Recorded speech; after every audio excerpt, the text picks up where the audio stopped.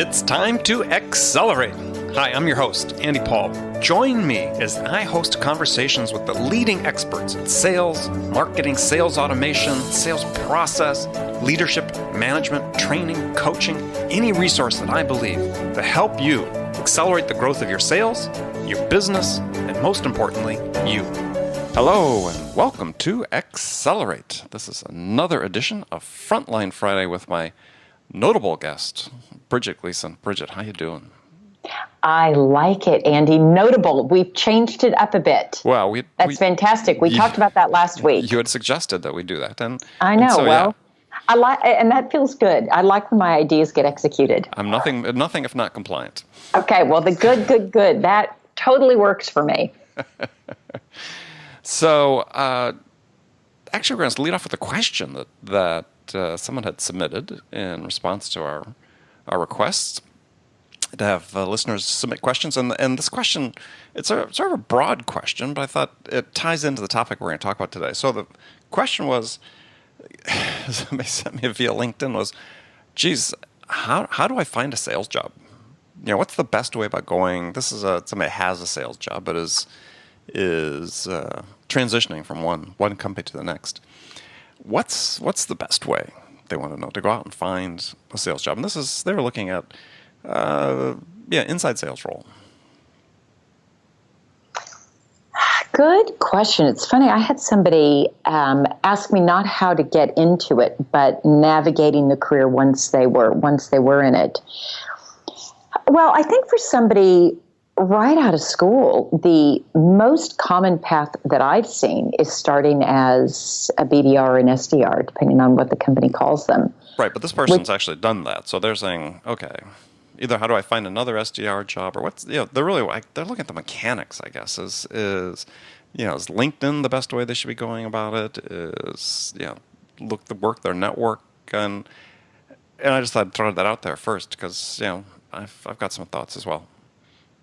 Well, I think number one, your network, and some of it depends how big a network somebody might have or not have right out of school. You and I, in our advanced ages, obviously are going to have a bigger network that we can draw from. But it's why I strongly suggest that people have mentors and other people that they see on a regular basis to help them with their career, because especially at a time like this, for this person who sent in the question, looking for a job, it's really helpful to have someone who's perhaps been in it a bit longer, who's maybe in a similar but maybe different field. I think networking and who you know is very, very helpful, important when you're looking for a job. I think LinkedIn is great. But I would use LinkedIn the same way that I would use LinkedIn if I were an SDR. I would almost approach it the very, very same way that I would if I were an SDR trying to get appointments for my account executive. That's the point I was going to make. Is if you're in an SDR role, you've developed these skills relative to using LinkedIn and other databases to find the people that you want to contact and start an engagement with. Same process. I mean, that's one aspect. The other thing, though, is also to be a little more foresightful, if you will, starting immediately, even though you're in the job. It may not help you with this job, it could help you with the next job, is get engaged with LinkedIn discussion groups or answers on Quora or something where you're engaging in the community so that people know who you are potentially beyond just a salesperson. And I've heard anecdotally stories from people that have said, I got this job opportunity through somebody that connected with me through a LinkedIn discussion group. And obviously there's more work for them to do, but it opened the door for them. And so you're creating this, it's part of your profile, it's part of your platform you're building. And this platform is something that stays with you. It's one thing to have a resume, but we need to think about our resume in a more global sense, which is what is our platform that we're developing around ourselves, our brand, our personal brand, if you will. So pay attention to that. And again, it may not answer the short-term question that this one woman submitted, which was, what's the best way to go find that next job? But there's always a next job after that one. Yeah, and I like that Andy, just always thinking ahead, and that we're the managers of our own career. We're the ones who are responsible, and to be thinking about that sort of at every step of the way, and always sort of have that path in mind, that this is something you're building on. Your career is something you build block by block by block, relationship by relationship. Yes. Yeah, absolutely. So I don't know if that answers the question of the person listening, but perhaps that's a start. Tap your network. Use the skills you developed in your current job at the SDR level to build out potential points of contact for new opportunities. Then focus on longer term of building your platform. And I think that's a good start for that person. I think it is. And LinkedIn does give us a good place to build that platform and to include things that we're passionate about and our interests and where we've studied and classes we've taken and things we do sort of on the side to become better professionals. So I think LinkedIn has given not just salespeople, but business professionals a place to sort of showcase and present and create a platform for themselves that I think is very, very helpful, very powerful. Yeah, and the last point I'd make is I would take it beyond LinkedIn is that, yeah, share things you're interested about that have to do with your work on Twitter. You know, it's the more you can show the passion for what you're doing and have that come through in your entire platform, you know, including, you know, whether it's Facebook, whether it's Snapchat, you know, whatever you're doing, Instagram, because employers are going to look at those. And if they have a choice between someone that's looking like they're really engaged, they're, you know, tweeting out that they just attended this class, or they're, you know, sharing something that they learned at a conference they went to, compared to another person that just sort of seems like their head down, just sort of, you know, yeah, I show up, I do the job. That's a pretty easy choice for people to make. Yeah, I think that's right. And I like also, Andy, all these different places to share. I keep hearing more and more about Snapchat as being the one also for business, which sort of surprised me, but that's becoming a popular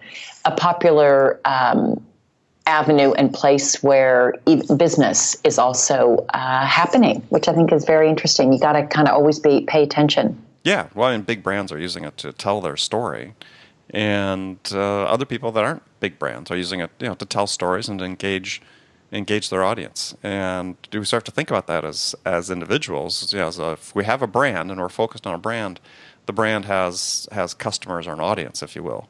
So we need to be mindful of the fact that, you know, we're giving them information they can use to make a decision about us. Yeah, that's important. As we're talking, I'm thinking, oh my gosh, there are so many things that I need to do just to continue to build the brand, always sort of, you know, thinking ahead on that. So I think at any stage of our careers, there's something to be to learn. There's something to be learned around this, and some, you know, benefit to continue building the brand, even if you're not in the market for a new job. And I think it's probably most important when you're not in the market to be building the brand, and that will really help when you are ready to look for something new. Oh yeah, then you don't really have to think about it. It becomes part of your portfolio. So, okay, great. Well, it sort of ties with the subject we're going to talk about today is really about career path for salespeople. And we talk maybe more specifically about SDRs because, you know, we do deal a lot with the tech business. You manage a big team of SDRs. But companies handle it very differently, and that is another question that I hear pretty frequently, is, yeah, I don't really see the career path for me in this role as an SDR. And we know the average term, if you will, of an SDR is pretty short, like 1.4 years. So, and oftentimes they're not going on to another sales job. So the question is, you know, how do we keep the good people, and how do we give them a career path to help them develop to become who they want to achieve, the goals they want to achieve in their lives? You know, I think about, again, I manage an SDR team and have, you know, for the past several years. Most often than not, these are individuals who are right out of school or maybe a year out of school, and they're still trying to figure out, what is it that I want to do? What am I passionate about? What am I interested in? What am I good at? Where do I want to plug in the business world? And so if the SDR role is their first role, they're still trying to figure it out. I think it's unrealistic to expect that all of them will want to continue in the sales role. Oh, sure. I mean, yeah, we're going to get, you saw that, in your first job with Xerox. I mean, they intentionally overhired, I think. Yes. Knowing that they were going to wash out, a significant fraction of them. And that's fine. And I think but it's really about the challenge, people that are left, right? That those that have the potential that aspire to something more within that field. And it doesn't seem like we're always doing a great job of sort of mapping out where they can go. Well, and I think also, Andy, I feel as a manager, and I know the manager I have here who manages the SDR team, who is just stellar.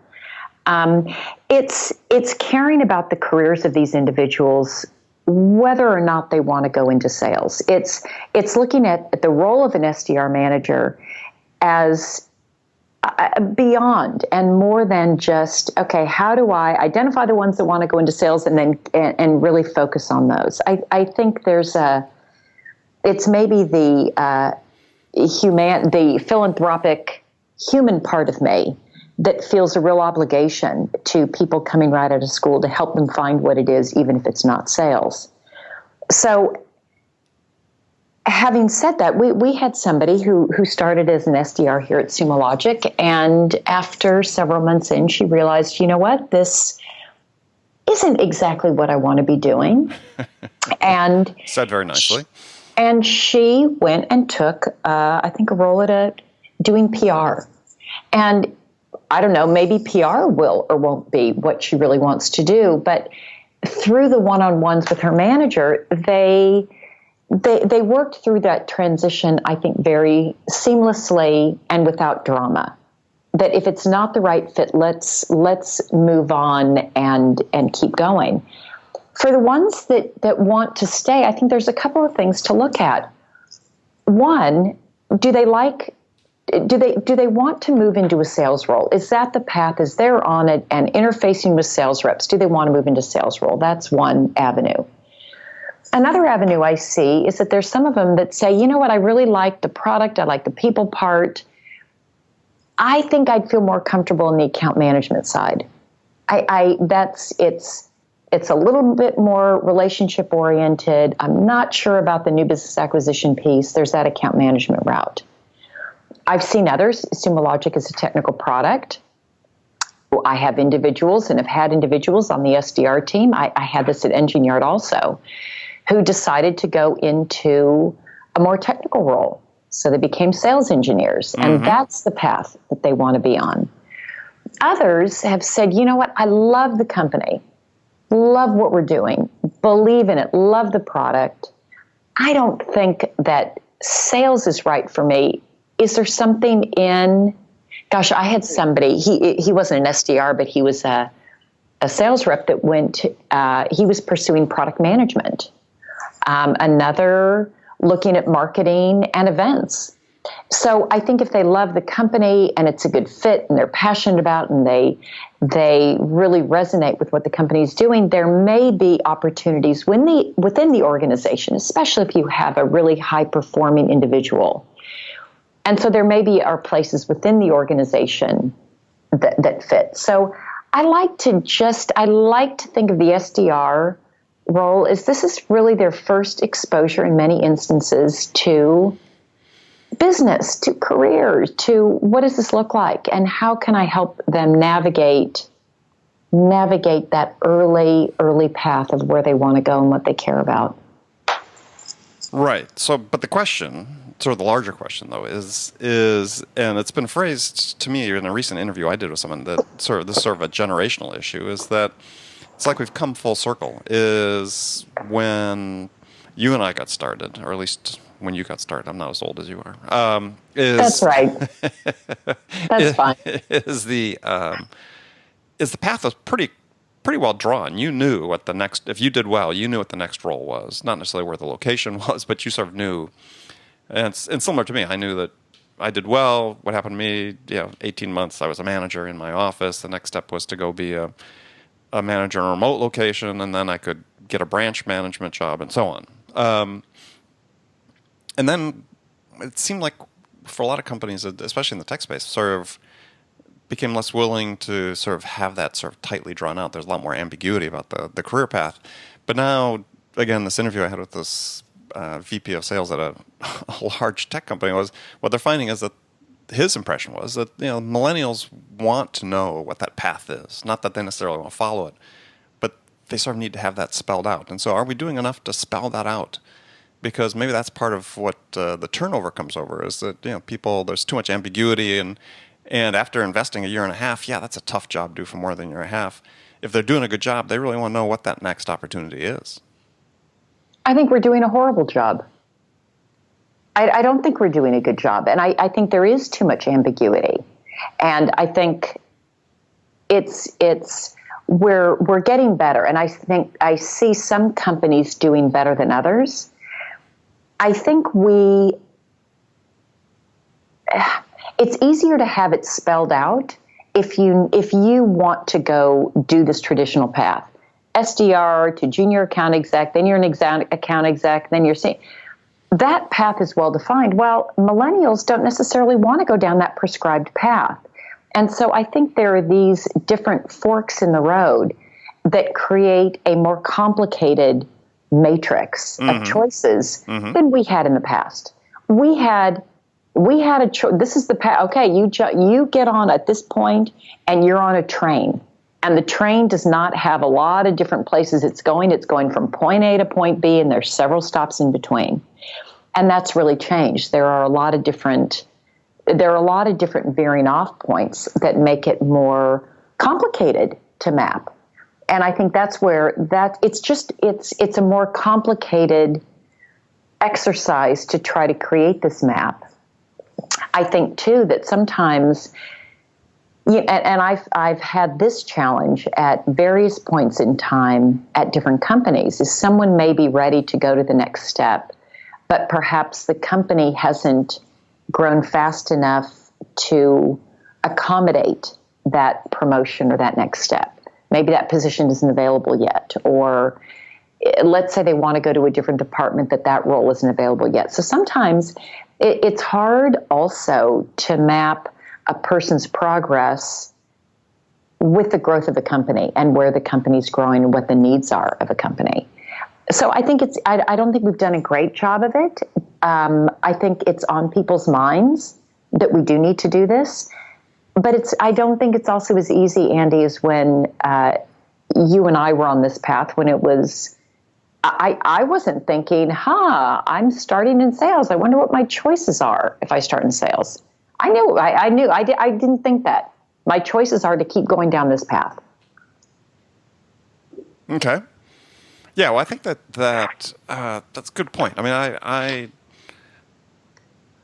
I start going back for. I've certainly been guilty of the crime of selling the virtues of ambiguity to new salespeople coming into an organization. When we're, and I think it depends sort of on the stage, right? I mean, and I'm really referring to companies that have really migrated past a stage where they're sort of, just figuring out to where they've got a repeatable, scalable sales process that they're injecting people into this process. That at that point, then, there's inherently less ambiguity. Yeah, there's still a lot of flux around the company and how they're going to grow and how successful they're going to be. But I think part of the way you attract good talent is, even if people, my experience has been with salespeople, and I had this myself, is that even though I didn't necessarily have the intention to stay someplace for a long period of time, it helped to sort of understand the vision of where it could go, because that was always one option. And I think that research has shown, and has been my experience as well, is that for the vast majority of salespeople, it's not always just about the money, right? It's really about what else can I achieve, right? There's status, there's prestige associated with closing certain types of deals and having certain accounts, and maybe if you aspire to be into management, if that's the path you go on to be into management. And those are sort of psychic rewards. And I think everybody sort of is attracted to those, independent of the money.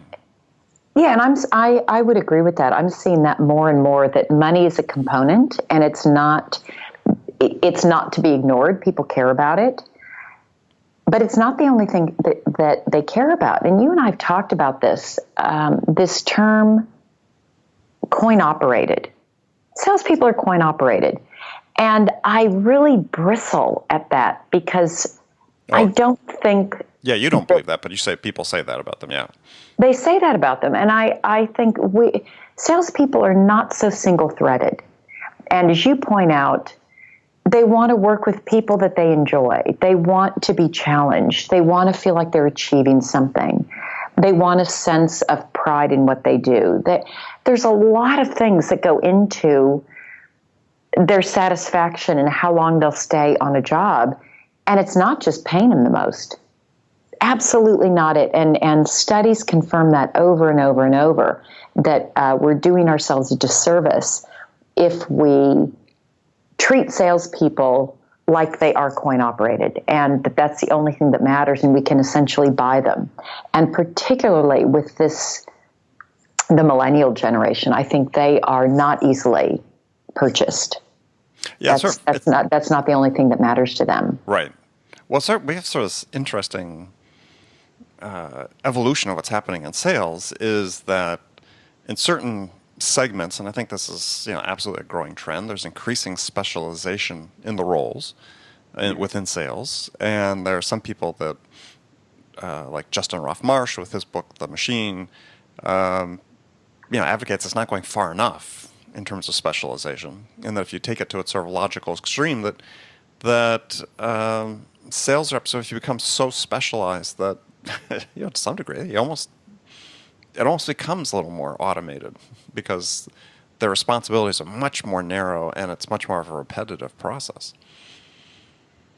It's sort of interesting. We sort of have that. I think we're at this, I don't want to say inflection point is maybe too strong a word, but yeah, I think we still don't understand what the impact of data and specialization is going to be on sales in the long term.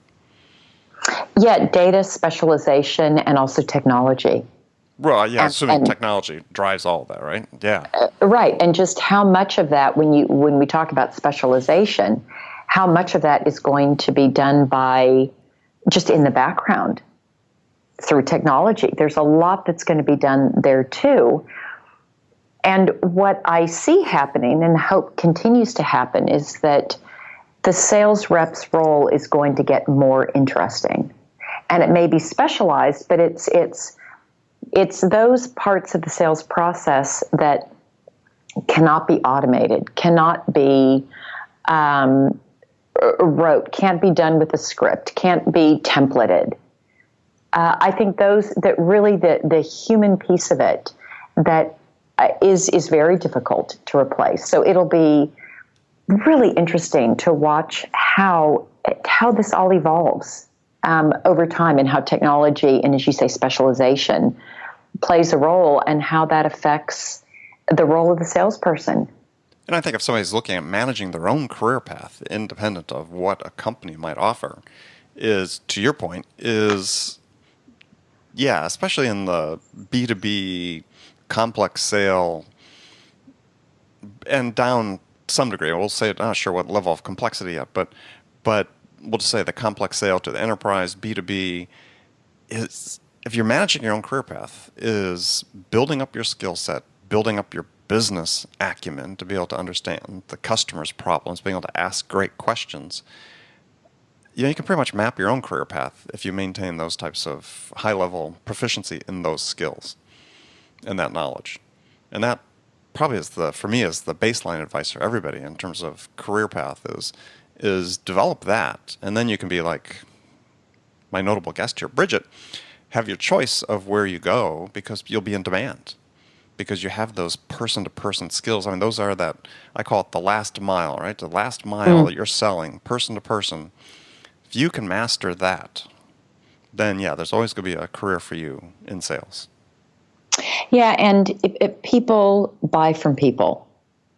And until that changes, and yes, there's a lot that can be done that's automated and self-service, but there's still a large component of selling that goes on, people buying from people. And I think as long as that's the case, as you say, you can have a good, long, interesting, healthy career in sales that you can almost write your own ticket and to sort of map it out. But to be the master of that and to be very thoughtful about what it is that you like to do and what you feel that you're good at and how to continue to hone your skills in that, I think sales it continues to be and will continue to be just a great career. It can be a very lucrative career, very interesting, challenging. I mean, I've obviously been drinking the Kool-Aid for quite some time, but I'm still a big fan. I wouldn't go back and change it. Well, that's good since you're on the show every week and we're talking about sales. Excellent. Right. Good perspective. So, well, great. Well, that's a wrap on another episode of Frontline Fridays. As we have encouraged every week, please do send in your questions and we'll answer at least one as it comes in. And if we have time, we'll do more. And really about any topic sales related, if you're wild, you could send it about any topic and we'll tackle that. If we know the answer. That's right. Or have an opinion. Right. No shortage of opinions. We'll probably have an opinion. We'll have an opinion about everything. That's true. That's true. All right. Well, Bridget, thank you as always. And friends, thank you for tuning in. And we will talk to you next Friday. All right. Have a great one. Thanks for listening to the show.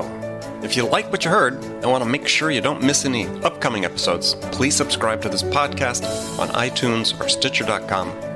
For more information about today's guest, visit my website at andypaul.com.